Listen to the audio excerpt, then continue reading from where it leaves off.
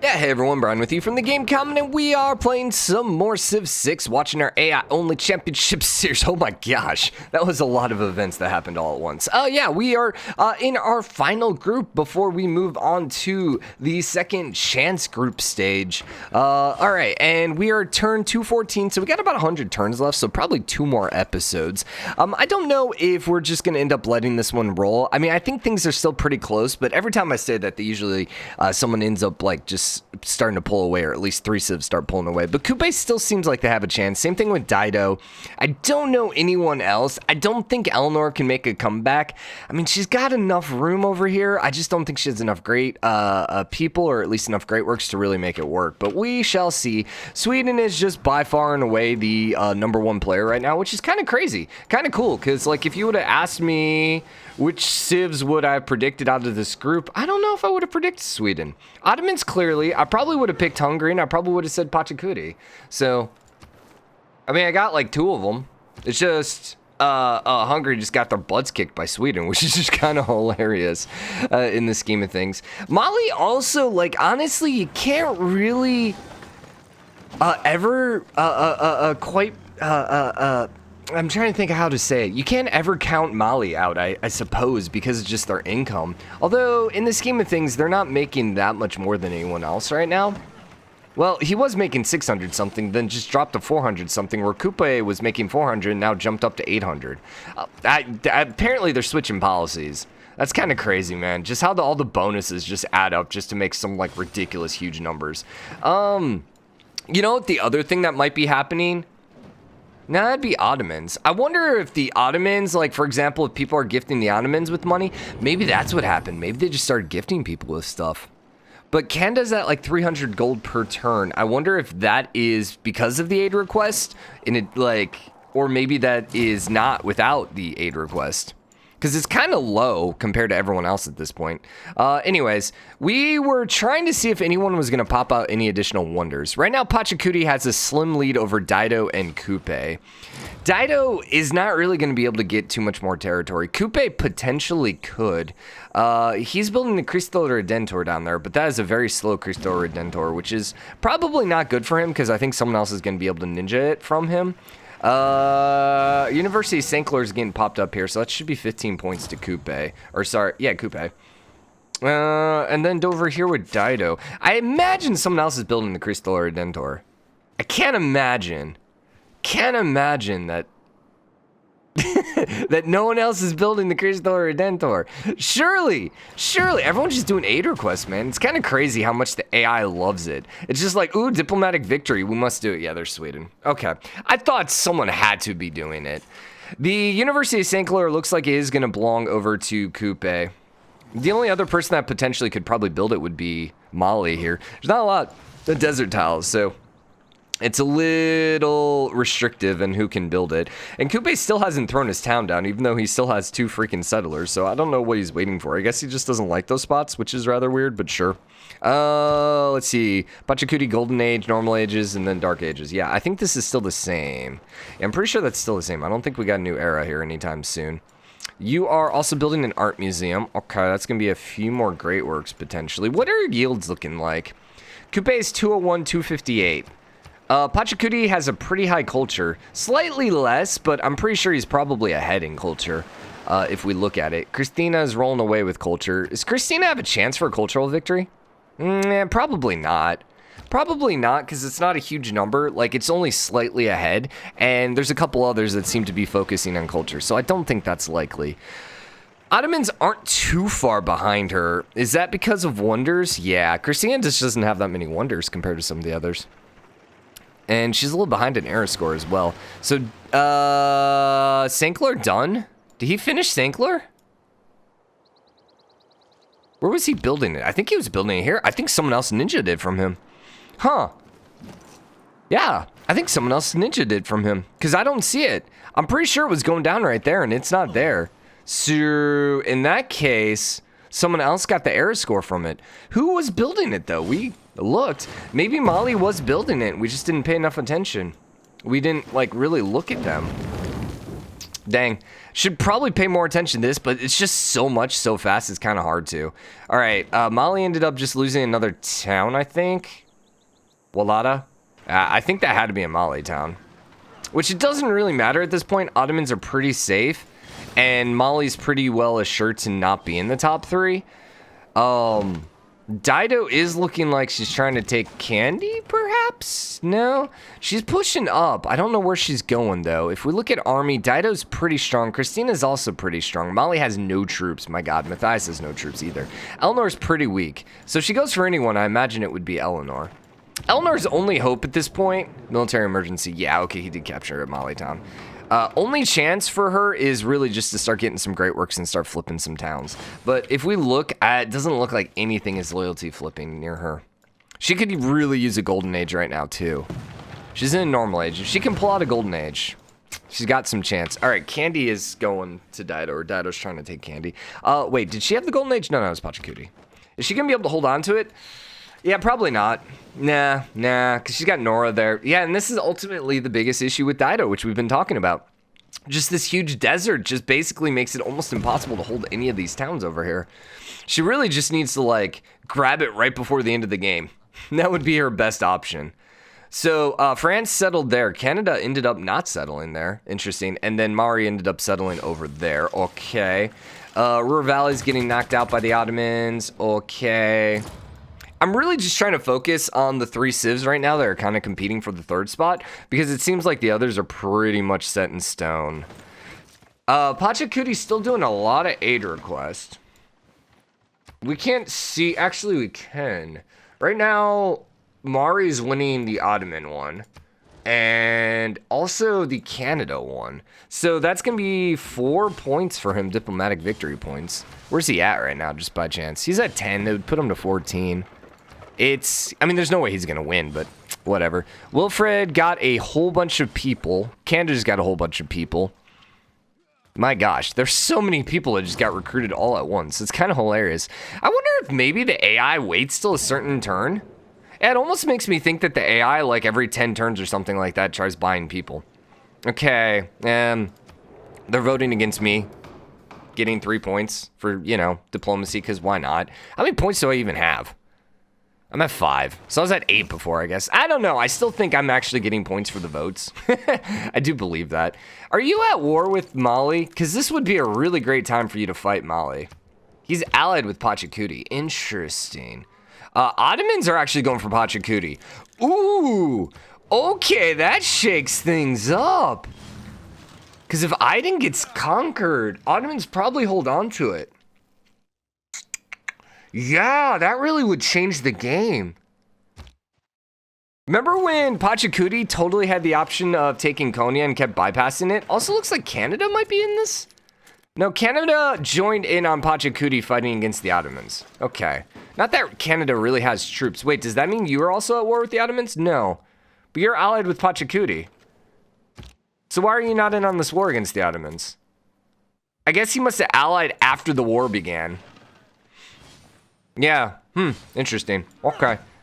He really, oh, no. Unless Ottomans declared war on Canada, which then brought in Pachacuti. Maybe that's what happened. Interesting. But this would be an absolutely wonderful time for the Maori to go after Mali, if they want to have a chance to get in the top 3. Let's see, where are we rolling with right now? Dido actually moved into 3rd place. And that was without taking Candy. Interesting. Interesting. Dude, Pachacuti might end up losing this. He might end up losing this. If he loses one of his towns, it's going to be a really hard thing to hold. Now, the question is, are Ottomans going to be anywhere close to death robots? And I don't think so. They also don't seem like they're going to have, well, they have machine gunners. So they shouldn't be too far away from modern armor. But then again, they don't even have base tanks right now, so maybe not. His machine gun cores aren't really going to be enough to conquer Pachacuti's towns. I think they're going to have to get some armor up if they're going to hope to take them. The funny thing is Pachacuti's like, build Cav! Not really going to be that useful against machine guns. You know, Cav with, what, 68 versus machine guns at 75? Okay, actually, they're not as good. I thought machine guns are really kind of weak. They really are. Compared to like 90 base over here. I mean, even recon's at 65. But like the tank here is 80. They're really kind of weak compared to just everything. And then infantry's at 70. So, and machine guns are after infantry, which is crazy. Now you're like, well, they're ranged. Yeah, true, but machine guns are only good when you start getting them into armies. And even then, they're at currently 75 because they are cores. He doesn't have armies yet, it doesn't look like. What's happening over here? Dido, did she grab candy? She did, and then immediately, well, okay, one of two things happened. Either A, she grabbed candy, or, France ninja'd candy, or more likely she took candy and then it flipped over to France immediately because of loyalty pressure. Which, congratulations, Dido. You helped out Candy yet again, but she's still in third, and Pachacuti actually dropped all the way to fifth. Coupe passed him as well. Ooh, we got a close one, man. But first and second are pretty well far enough away that they're not going to worry about anything. Any loyalty pressure? I could see Kalmar? I could see that one end up flipping. Military aid requests. So you're still getting your butt kicked by Sweden. Yeah, you're down to one town, and you're losing it, and it's going to flip in 22 turns at the earliest. All right, well, it was nice seeing you, Hungary. You tried, buddy. You really did try.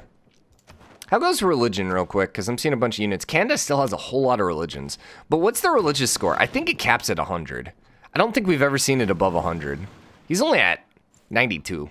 Yeah, I don't think we've ever seen it above 100. I don't think it can get above 100, but if it does, it would only be slightly. Religion, and that's all on the eastern coast. Yeah, none of these are on the western island. So Western Island's kind of a free-for-all when it comes to religion, I suppose. All right, how's our Pachacuti War happening? Going on. So it looks like they're pushing for Babylon instead of Aiden. He's not really able to do a whole lot. I mean, the thing is, Pachacuti's always going to be pretty defensive just because he has so many mountain ranges near him. And you can kind of see it's getting a little hard for Ottomans to get troops over here.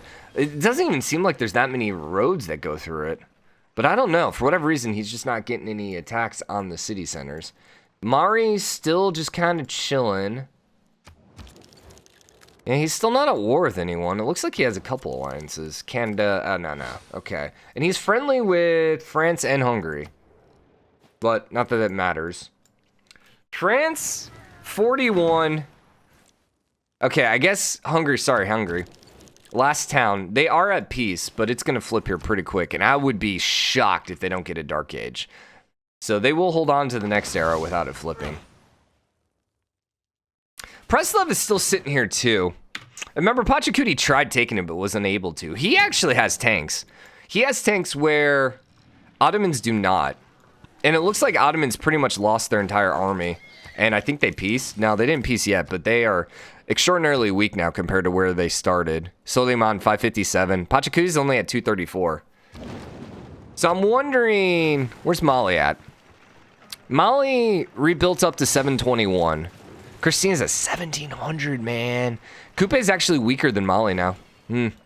But a lot of Mali's troops are a little old. Like, he's rolling with cuirassiers compared to tanks. Although Maori has musketmen. Oh my gosh. How many times have I mixed up those names in this? Whose idea was it to put both Mali and Maori in the same game? My gosh. All right, so Sweden is now going for France because, you know, why not? Why not? And they will, yeah, they captured one town, and they're probably going to keep pushing on. And I imagine they're going to be able to hold on. This is the problem with France or with Eleanor. It's like you conquer a town and then immediately flips back to her. Just like you can never really conquer her. It's kind of hilarious. You almost just have to like burn her towns to the ground, I guess. Really, that might be your best option fighting her, because it's just going to flip right back. It's hilarious. It really is. She's also fighting Dido, it appears, as well. Yeah, Dido and Sweden. Dido's not going to be able to conquer anything, though. Once again, just lacking population, man. It's just terrible. What are we looking at now? Dido's still in 3rd place. I mean, I'm gonna be honest, Dido probably deserves it because how many freaking wars has Dido fought? How many cities has she conquered? She's been pretty good this entire game. So, I will say though, breaking out the Gathering Storm civs into one group maybe benefits them. Would we have gotten 3 Gathering Storm civs if we would have just random all the groups like we did last AI only series? I'm trying to remember how many Gathering Storm civs got through. If I remember correctly, I think Gathering Storm did pretty okay though, because I almost want to say I remember. Ooh, so Hamilton, Canadian city, that got captured by Ottomans, which is now going to flip to Inca, which will probably put Inca in 3rd place. Wow, that's clutch. But anyways, I think Gathering Storm did pretty good for themselves, if I remember correctly. Yep, immediately flipped back. That's just great. That's just great. And Hungary is officially eliminated. Congratulations. That one actually sped up a little bit. And you're going to flip to Sweden. All right. Well, Hungary's officially eliminated. Climate's okay. Not terrible yet, but it's getting there. It's getting there. It's getting there. Does Hamilton flipping to Pachacuti guarantee him? That's 3 districts and 8 population. Man, it might. It might. All right, what did this era look like? Canada got a golden age. Mali got a golden age. Ottomans got a golden age. Where Pachacuti got a dark age. Maori got a dark age. And Dido also got a golden age. Interesting. So you're still flipping to Pachacuti. Yeah. It kind of makes sense. Ottomans are close, though. Ottomans are rolling with helicopters now. I mean, if they could, like, just take Nazca just to keep it from spawning, that would be really good. Also, hello, barbarians. Don't build neighborhoods. Why are you building neighborhoods? Never build neighborhoods. So, aid request. The only potential town from Maori that would flip is up here, but both of these are 100% loyal because of the Statue of Liberty. So, they're doing pretty good. And Mali ended up coming and settling over here, where we wanted Kupe to settle. Mali. Oy. That's kind of disappointing, Kupe. Yeah, I have to say, I'm kind of disappointed by that. I don't think he's fighting anyone still. His army's kind of I assume he's probably focused on science at this point. I mean, he's building some troops. He's not doing any rocket districts. Combat strength is recon. Okay, I don't think I care about any of that. Skip, please. Skip, please. It doesn't look like it looks like he's down here and not up on rocketry. So he's probably not going for a science victory. Maybe he's going for his domination victory, but he just hasn't started it. Suleiman has shot off his first rocket and getting close to shooting off a second one. Hamilton ended up going over to Ottomans. Okay. All right. Wow, that Dark Age was just terrible. Wow. That was essentially guaranteed 3rd place he just lost out on. Wow. Yeah, that sucks, man. That sucks. Dido's starting to pull away. She is working on rocket districts. She also has some pretty heavy late game troops as well. Lots of rocket districts. Not really going to get anything from the score. I actually, I take it back. I discovered that rockets do give you slight score because I think shooting off your first rocket gives you 1 era score. So technically shooting a rocket off does give you some score. It just gives you like 1 point in the era score. You know, is it worth it? Yeah, probably not. Probably not. I think going straight domination and conquering as much as possible is probably your best option. Or getting as many great people. Or being Eleanor and just flipping everything. That would also be, acceptable. So, if she had theater squares, she might be able to flip Hattusa. But her theater squares are all kind of back. So she's not really getting too much pressure. I could potentially see Ziz. Yeah, I mean, I can see this one flipping because there's probably quite a few great works here. Yeah, so she's putting a lot of pressure on her. But there is no... Also wrong religion. Because Dido had one of the religions, right? France. Yeah, Dido had one of the religions, so this is also the wrong religion. So it's also having some loyalty issues because of that. But keep in mind, there is no person. There's no governor in there, so she could hold it still, even if it started flipping. Now, is the AI smart enough to? We'll see. Mali's losing a town. They're actually losing 2 towns. This one's going to Ottomans. This one's probably going to go to Ottomans as well.